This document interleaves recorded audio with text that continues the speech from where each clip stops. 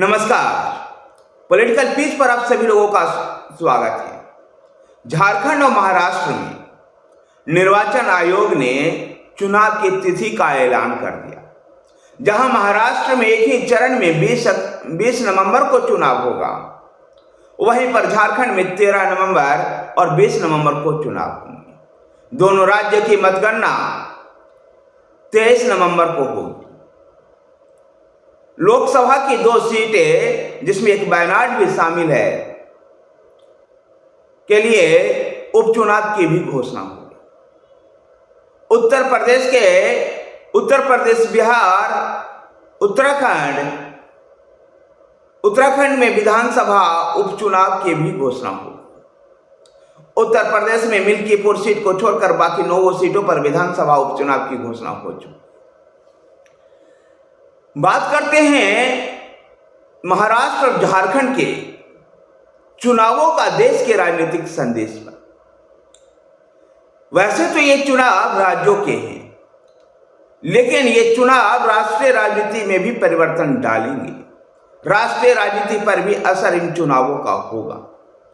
झारखंड में जहां विपक्षी गठबंधन INDIA की सरकार चल रही है, जिसमें झारखंड मुक्ति मोर्चा, कांग्रेस और राष्ट्रीय जनता दल प्रमुख घटक है।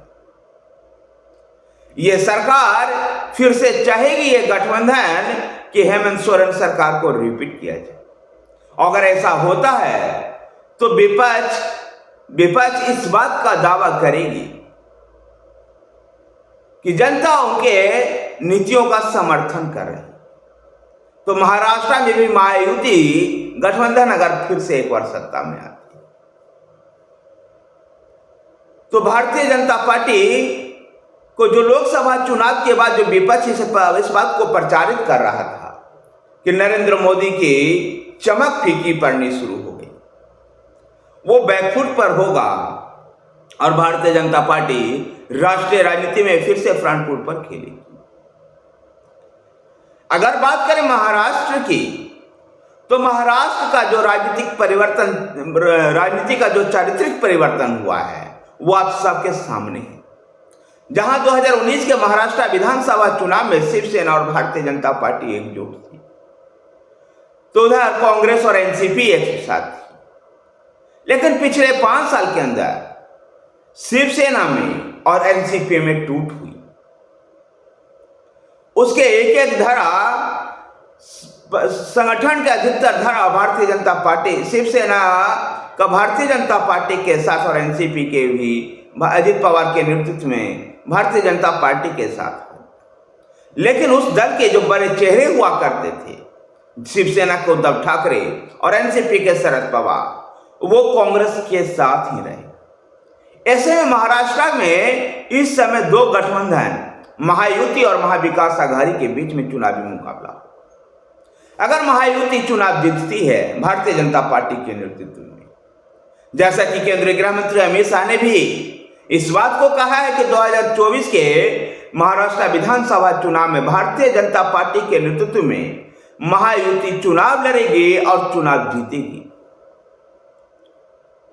तो जो हरियाणा चुनाव के बाद जो मोमेंटम भाजपा के लिए सेट हुआ है राज्य में, वो और कायम होगा और प्रधानमंत्री नरेंद्र मोदी की चमक और बिखरेगी। लेकिन अगर महाविकास आघाड़ी वहां चुनाव जीत गया, तो भारतीय जनता पार्टी के लिए और स्वयं प्रधानमंत्री नरेंद्र मोदी के लिए भी आगे राष्ट्रीय राजनीति में भी कई सवाल खड़े होते रहेंगे। झारखंड की भी यही स्थिति है। झारखंड में भारतीय जनता पार्टी आदिवासी बहुल क्षेत्रों में चुनाव जीत करके देश के आदिवासियों को अपने साथ होने का संदेश भी देगी। देखना दिलचस्प है कि दोनों राज्यों का जो चुनाव है तो राज्य का चुनाव, राज्य की सत्ता में परिवर्तन आएगा। केंद्र की सत्ता में कोई परिवर्तन, कोई प्रभाव इससे नहीं पड़ेगा। लेकिन राष्ट्रीय राजनीति का रूपरेखा को, राष्ट्रीय राजनीति की आगे की कार्य योजना को सेट करने में इन दोनों राज्यों का चुनाव महत्वपूर्ण भूमिका निभाएगी। तो उत्तर प्रदेश विधानसभा के उपचुनाव जो 9 सीटों पर होना है मिल्कीपुर को छोड़ करके, उन 9 सीटों के उपचुनाव भी